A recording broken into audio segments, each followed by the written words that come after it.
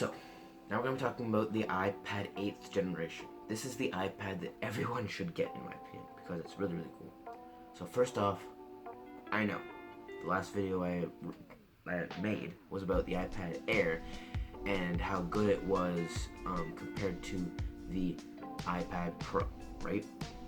But the old iPad Air with Apple Pencil and a keyboard case is $1,300. The new iPad Air is roughly $100 more, so it's more expensive again. Whereas I just priced out, literally just priced out an iPad 8th generation with Apple Pencil, keyboard case, with the trackpad at an $800 and $877 with taxes in. That's how much it was. It was so cheap, 128 gigabytes, right? So the iPad 8 is only 10.2 inch display, which is still an improvement from my 9.7 inch display, so it's not terrible.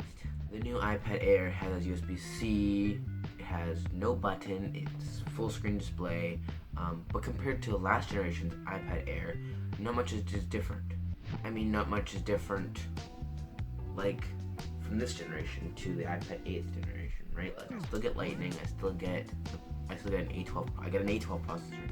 Like, the new 8th generation is pretty much the old Air. If you think about that properly, it's actually true, because it was a 10.5 inch display. It had Lightning. It had an A12 processor.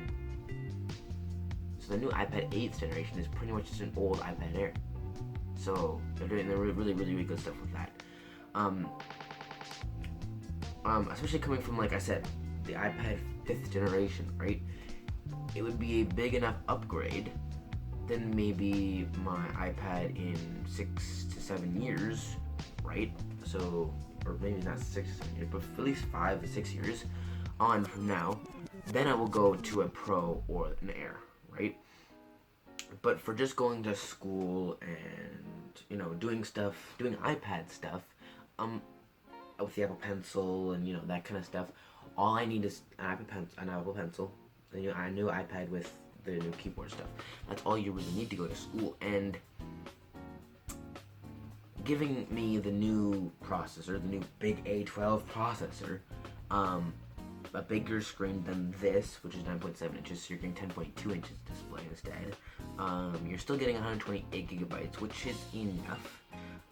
The trackpad and pencil are a really good addition for only $877 Canadian, taxes and everything. Like, you gotta think, $877 for a brand new iPad with everything you'd need is just, that really, like, it's just such a good thing to, like, think about. Like, $877 is, that's how much roughly, like an iPad, like, you gotta think, an Apple Watch Series 6 is $549. And this iPad with everything you ever want is only $877. Like, that's just insane. And, like, I might be able to trade in this iPad, which this iPad is worth $100 at Apple. So, like, it's I'm actually taking up $100. That's only $777. Taxes in everything. That's insane. And I don't have to worry about having this iPad, right? Like, this iPad's in good condition. It has a little bit of dent in the back, but whatever. And it's just so cool. Like, it's just so cool.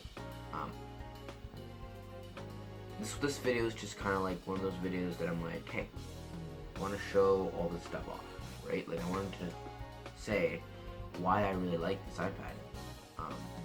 So yeah, it's definitely more worth it. It comes in silver, space gray, and gold. Honestly, the space gray is all you should ever get because you still get the black on the side instead of the white, so it makes the screen look better than it actually is, and I really like that. It comes in 32 gigabytes and 128 gigabytes.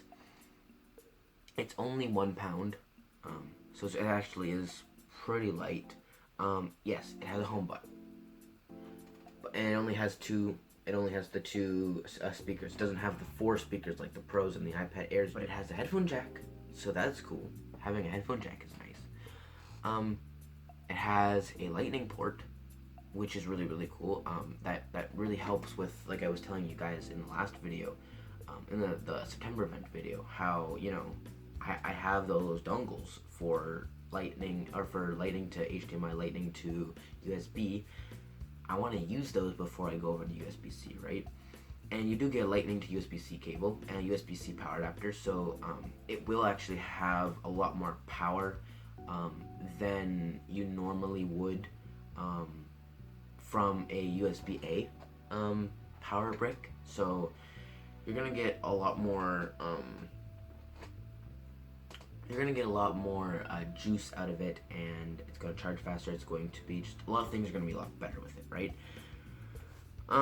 It gets the A12 bionic chip, which is, again, that's one of those things that it's really useful. And other than that, though, it pretty much gets everything from this iPad 5th generation, right? Like, except for the little bit bigger screen, but like everything's pretty much the same. So there's nothing that I'm really gonna find unfamiliar.